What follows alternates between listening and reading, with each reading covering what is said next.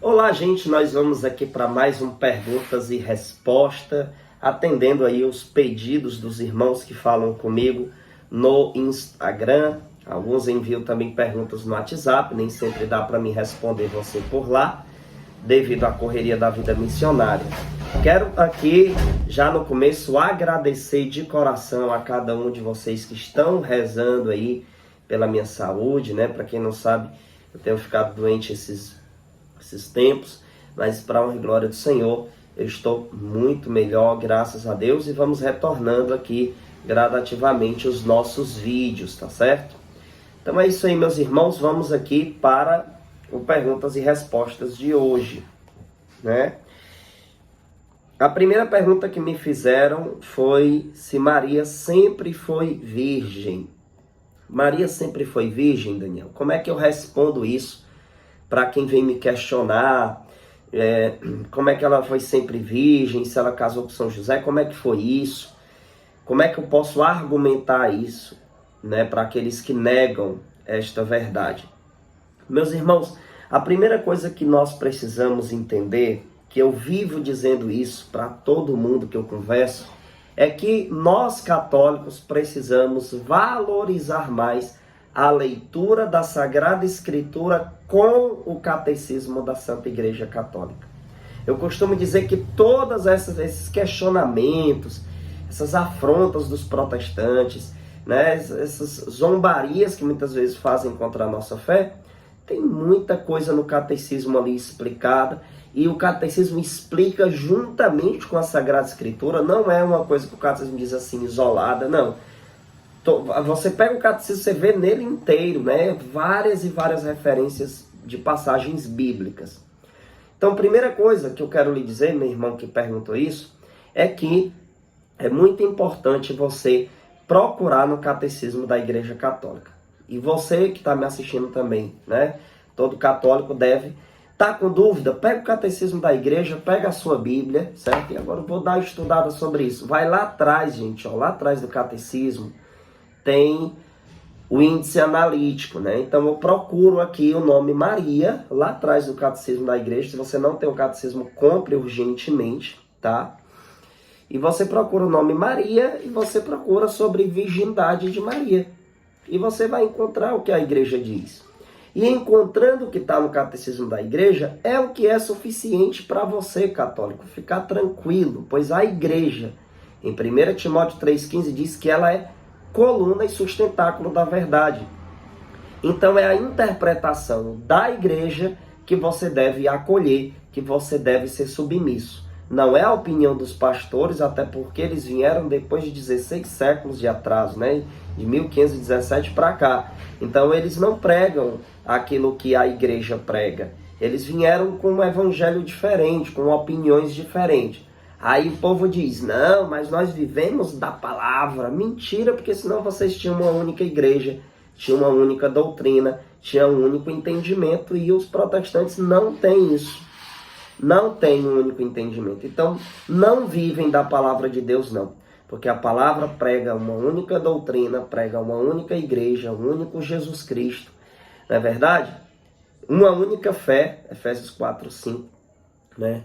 Um só Senhor, uma só fé, um só batismo, e isso não há no protestantismo. Então, diante disso tudo, escute a Igreja. Eu vou lhe mostrar aqui sobre essa questão da virgindade de Nossa Senhora no Catecismo. E aquilo que você encontra aqui, ponto final. Eu não preciso ficar querendo um versículo que fale ao pé da letra ali escrito. Não, nem os protestantes vivem isso. Você pega, por exemplo, os protestantes lendo o Apocalipse. Você quer ver uma grande confusão? Coloca um adventista do sétimo dia, um testemunha de Jeová e um pentecostal para ler Apocalipse na sua frente. Você vai ver uma baita de uma confusão. Vai dar um problema enorme aí, né? Aí no meio chega lá um presbiteriano. Aí pronto, né? Aí a confusão fica maior ainda. Então escute a Igreja Católica, né? Não vá na cabeça dessas pessoas, certo? E todas as vezes que vier lhe afrontar, você diz, olha, eu não acredito nas suas interpretações, eu acredito na interpretação da Igreja Católica. Veja só que interessante, aqui no número 498 do Catecismo da Igreja Católica diz assim: por vezes tem-se estranhado o silêncio do Evangelho de São Marcos e das epístolas do Novo Testamento sobre a concepção virginal de Maria. Houve também quem se perguntasse se não se trataria aqui de lendas ou de construções teológicas sem pretensões históricas. A isto deve-se responder: a fé na concepção virginal de Jesus deparou com isto. A fé na concepção virginal de Jesus deparou com intensa oposição, zombarias ou incompreensões da parte dos não crentes judeus e pagãos. Olha só, lá atrás, o Catecismo da Igreja Católica diz que essa verdade ela se deparou contra oposição, zombarias e incompreensões. Então isso não é de hoje. Vem já pessoas zombando disso, querendo combater isso. Olha só. E quem foi que teve essa atitude? Os não crentes, os judeus e os pagãos. Veja, os protestantes se comportam como os não crentes, como os judeus e como os pagãos, por não acreditarem nessa verdade. Veja como as respostas elas estão claras no Catecismo da Igreja. Leia mais o Catecismo da Igreja. Veja, ela não era motivada pela mitologia pagã ou por alguma adaptação às ideias do tempo. O sentido deste acontecimento só é acessível à fé, que o vê no nexo que interliga os mistérios entre si, no conjunto dos mistérios de Cristo, desde a sua encarnação até a sua Páscoa. Santo Inácio de Antioquia já dá testemunho deste nexo. O príncipe deste mundo ignorou a virgindade de Maria e o seu parto, da mesma forma que a morte do Senhor, 3 mistérios proeminentes que se realizaram no silêncio de Deus. Veja que Santo Inácio de Antioquia, já lá atrás, há muito tempo, né? Olha a fé já bem entendida há muito tempo atrás. E olha o que Santo Inácio de Antioquia diz. Quem foi que recusou isso? Quem foi que rejeitou isso? Antes o catecismo já tinha mostrado os não crentes, os judeus e os pagãos. Depois ele vai mostrar o ensinamento de Santo Inácio de Antioquia, que diz: veja só, o príncipe deste mundo ignorou a virgindade de Maria e o seu parto. O diabo. Veja como isso é uma mentalidade diabólica, né? Maria sempre virgem, o catecismo vai dizer no 499. O aprofundamento de sua fé na maternidade virginal levou a igreja a confessar a virgindade real e perpétua de Maria. Mesmo no parto do Filho de Deus feito homem, com efeito o nascimento de Cristo, não lhe diminuiu, mas sagrou a integridade virginal de sua mãe. A liturgia da igreja celebra Maria como, aí tem um nome aqui em latim, eu não sei ler em latim, que se pronuncia Aei Parthenos. Acho que é assim, né? Que significa sempre virgem. A isto objeta-se por vezes que a Escritura menciona irmãos e irmãs de Jesus. O catecismo vai responder isso, ó. Olha só. A igreja sempre entendeu que essas passagens não designam outros filhos da Virgem Maria. Com efeito, Tiago e José, irmãos de Jesus, em Mateus 13,55, veja o catecismo mencionando a Sagrada Escritura. São os filhos de uma Maria discípula de Cristo, que significativamente é designada como a outra Maria, Mateus 28,1. Trata-se de parentes próximos de Jesus, consoante uma expressão conhecida do Antigo Testamento. O catecismo da igreja responde dessa maneira. E a quem eu devo dar crédito, né? Acreditar em quem? No catecismo ou nas distorções protestantes? Lógico que eu vou ter que prezar pelo catecismo. Eu sou ex-protestante, gente, quando eu entendi o valor do catecismo da Igreja Católica, o valor dos 3 pilares da fé, eu larguei o protestantismo. Veja, Jesus é o Filho único de Maria. No 501 está dizendo, ó. Mas a maternidade espiritual de Maria estende-se a todos os homens que ele veio salvar. Ela gerou seu filho, do qual Deus fez o primogênito entre uma multidão de irmãos. Romanos 8:29, perdão. Isto é, entre os fiéis, em cujo nascimento e educação ela coopera com o amor materno. Maria, nossa mãe. Né? Veja que esclarecimento, que já é o suficiente aqui. A gente não precisa estar atrás de capítulo e versículo que tem ao pé da letra. Aí você pega lá o protestante, ele lê e dá outra interpretação. Ele vai interpretar diferente para confundir sua cabeça. Quem tem que interpretar a Sagrada Escritura, está lá no Catecismo número 85, é a igreja, o magistério da igreja que interpreta. Entendeu? Ó, Jesus é o Filho único de Maria, mas a maternidade espiritual de Maria estende-se a todos os homens que ele veio salvar. Ou seja, todos nós. Então Maria é nossa mãe, né? Que estende-se isso, né? Ela é mãe do Cristo total. E a igreja é o corpo místico de Cristo. Nós fazemos parte desse corpo místico e Maria é mãe de todo o Cristo, de Jesus Cristo, cabeça e do seu corpo místico, que é a igreja. Então, quem é que nos confirma que Maria é sempre virgem? A igreja.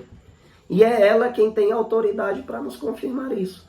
Ah, Daniel, você poderia citar vários textos bíblicos. Sim, eu poderia dar aqui junção de textos, mas veja, eu, como católico apostólico romano, acredito no que o catecismo me diz. E o que o catecismo me diz, juntamente com a Sagrada Escritura, unindo os dois, já me é o suficiente. Eu não preciso ficar quebrando cabeça com isso. Aprenda isso, católico. Né? Está aqui a interpretação da igreja é essa. Você, não, mas diz lá que ela é virgem até que não sei o quê. Os protestantes vêm com essas argumentações. Jesus disse, estou convosco até o fim do mundo. Quer dizer que depois do fim do mundo ele não vai estar? É sem noção essas argumentações protestantes. Então, meu irmão católico, pegue o catecismo e veja, está aqui dizendo que Maria é sempre virgem e utilizou textos bíblicos. Utilizou textos bíblicos na parte que foi falar sobre a questão dos irmãos, que os protestantes distorcem. E o catecismo vai lá e explica. Tem outros números do catecismo que vai dar aprofundamento sobre isso, certo? Então, não acredite nas interpretações protestantes, até porque se você fosse acreditar, você ia cair numa grande confusão, né? Porque o adventista entende de um jeito, o pentecostal entende de outro, o testemunho de Jeová entende de outro, presbiteriano entende de outro, luterano entende de outro, e daí uma confusão imensa. Então, eu prefiro ouvir a interpretação da Igreja Católica. E muita coisa nem vai ter ali ao pé da letra escrito, porque não há necessidade disso. Não existe ao pé da letra escrito na Bíblia o nome Santíssima Trindade. Não existe a lista dos livros canônicos. Não existe capítulo e versículo que diga. A Bíblia tem que ser, tem que ter essa sequência de livros, né? Não. Amém? Então vamos lá. Segunda pergunta que me fizeram foi: recebo ataques protestantes e muitos não sei como me defender. Eles nem me deixam falar, me sinto muito triste por isso. Bom, essa questão dos ataques, né, até já falei aqui outras vezes, e encaixa com o início da minha resposta da primeira pergunta, que eles não vão deixar você falar direito, por isso que eu digo que debater com o protestante é perca de tempo. Né? É perca de tempo porque eles sempre vão ter uma interpretação diferente, assim como o ateu tem uma interpretação dele, assim como um espírita, como um bandista, por aí vai. Interpretações existem milhares. É por isso que devemos nos limitar na interpretação da Igreja Católica, pois é ela quem existe desde Cristo e é ela que é coluna e sustentáculo da verdade, né? Então, meus irmãos, diante dos ataques dos protestantes, a primeira coisa que a gente deve ter é educação, né? A gente não deve pegar A com eles, não, né? Como diz aqui no Ceará, tem gente que pega A, fica se estressando, perca de tempo. A maioria são mal educados, né? Não deixa você falar, não deixa você argumentar, vão estar sempre querendo lhe rebater, porque não vão querer perder no argumento, porque eles muitos acham que os católicos são burros de Bíblia, entendeu? São idólatras, vão para o inferno, etc. E tudo que você falar, ele vai lá e joga uma interpretação diferente da sua, entendeu? Então, muitas das vezes é uma tremenda perca de tempo, porque eles não têm educação para lhe ouvir. Entenda isso. O que você deve sempre dizer é não negar a sua fé. Ó, sou católico, não acredito na sua interpretação, acredito na interpretação da igreja.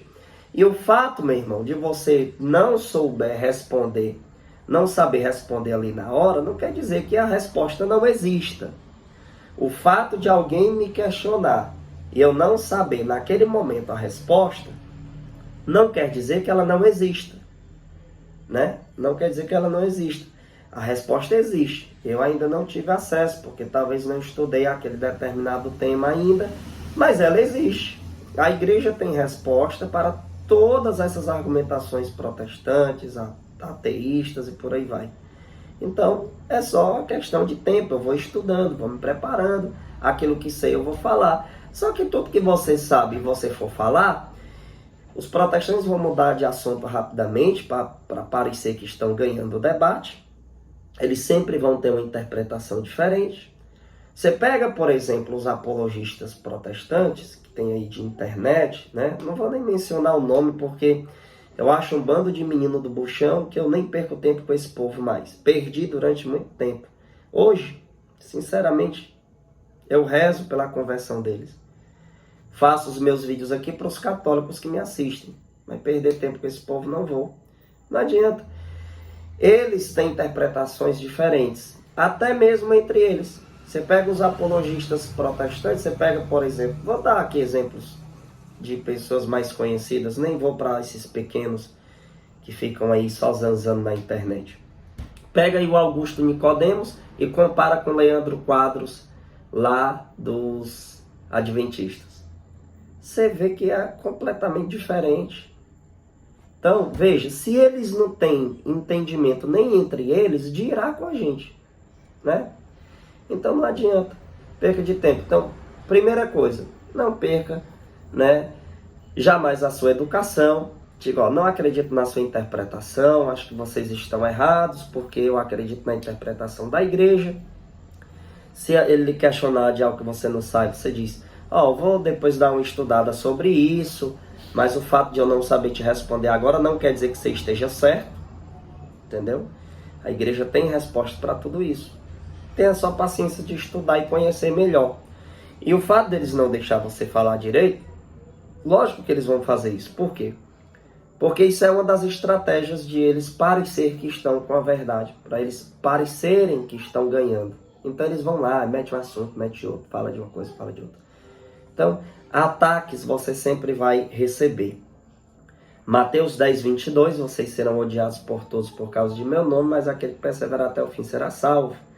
Mateus 5, do versículo 11 ao 12, bem-aventurados sereis quando forem perseguidos, caluniados, quando inventarem todo tipo de mentira contra vós.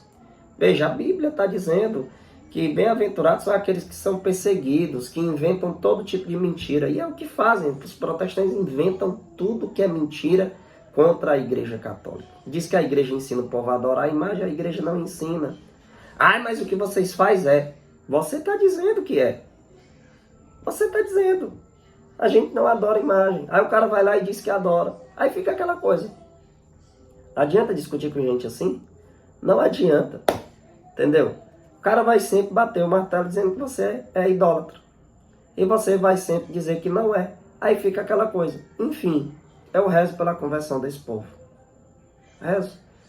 Rezo e peço a Deus para que eles tenham o interesse de estudar verdadeiramente o catolicismo antes de saírem falando bobagem.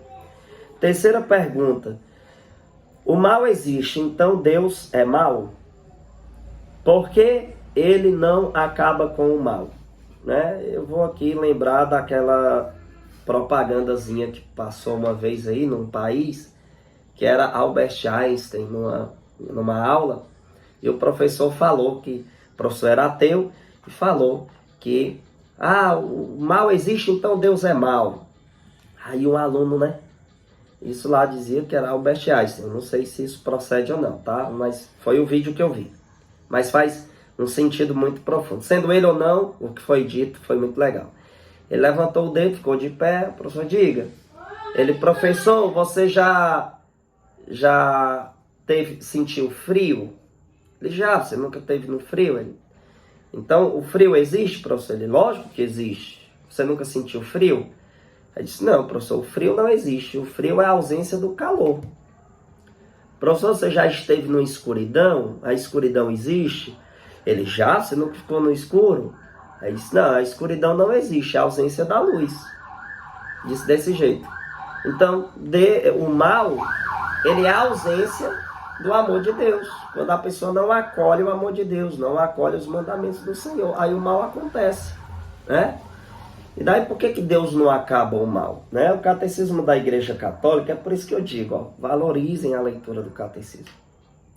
No número 412 diz assim, Deus permite que os males aconteçam para tirar deles um bem maior. Então, Deus permite, o fato dele permitir não quer dizer que ele seja a causa do mal. Então, Deus permite o mal para dele tirar um bem maior. Essa frase também foi dita por São Padre Pio de Pietrelcina, né? Então, os males existem? Sim, os males existem por causa do mau uso do livre-arbítrio. Não era para existir doença, não era para existir esses problemas. Tudo isso foi consequência do pecado, né? Lá dos nossos primeiros pais. Então, o pecado, ele gera isso, né? Ele gera essas consequências ruins.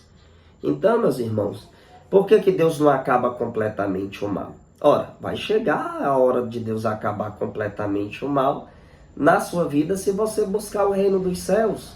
Na eternidade com Deus, se você obedecer ao Senhor, se você buscar a sua salvação todos os dias, vai ter um dia que você vai estar na eternidade com Deus e nunca mais vai ter choro, não vai ter mais dor, não vai ter mais problema algum. A nossa vida será perfeita. Mas nós estamos num período de escolha se queremos ir para o céu ou se queremos ir para o inferno. Isso aí é uma escolha. Nós estamos num período de decisão. Por isso, vigiai e orai. Busque ao Senhor. Enquanto estivermos aqui na terra, nós vamos sofrer por uma coisa ou outra. Vai acontecer coisas absurdas. Por quê? O mau uso do livre-arbítrio gera isso, né? As doenças e etc e tal. Mas o sofrimento, ele edifica, se você souber vivenciá-lo, né? Então, que nós possamos buscar a eternidade com Deus para um dia não termos mais nenhum sofrimento. Agora, se não viver em obediência ao Senhor, irá para o fogo eterno, porque o inferno existe sim, tá? Espero ter respondido aí as perguntas, muito obrigado, e peço a você, ajude a gente financeiramente, o nosso trabalho de evangelização, a manutenção dos nossos equipamentos, paga a água e luz da nossa missão. Quem não sabe, eu sou missionário, vivo da missão, gente. Eu vivo vendendo os textos, artigos religiosos, né, que eu levo para as missões. Então, e lógico, nenhum patrão de nenhuma empresa vai me liberar quinta-feira, quarta-feira para viajar, passar dias em outros estados. Então ajude nosso trabalho, ajude nossa missão. Tá aqui na tela do vídeo o Pix, para você fazer um Pix a partir de R$1, R$2, tanto faz. Valor que você puder, deposite para nos ajudar, tá certo? A manter o nosso trabalho de evangelização. E você que quer me levar para dar uma formação no seu grupo católico, na sua pastoral, na sua paróquia, entre em contato com esse número aqui, ó. Esse daqui é exclusivo para agendamento. Daniel, eu quero comprar o material de estudo. Para quem não sabe, nós temos uns e-books de estudo. Eu envio para você tudo pelo WhatsApp. Cada um custa R$10. É um estudo bíblico maravilhoso. Eu tenho certeza que você vai amar. aí você entra em contato com esse outro zap aqui, ó. Que ele era o de agendar pregações. Esse aqui você fala sobre os livros de estudo, os e-books de estudo bíblico. Entre em contato que eu passo para você os valores direitinho. É R$10 apenas cada um. E um material muito bom para você estudar, conhecer melhor a sua fé católica, tá bom? Que Deus abençoe, muito obrigado e peço compartilhe para todos os grupos católicos esse vídeo. Até a próxima.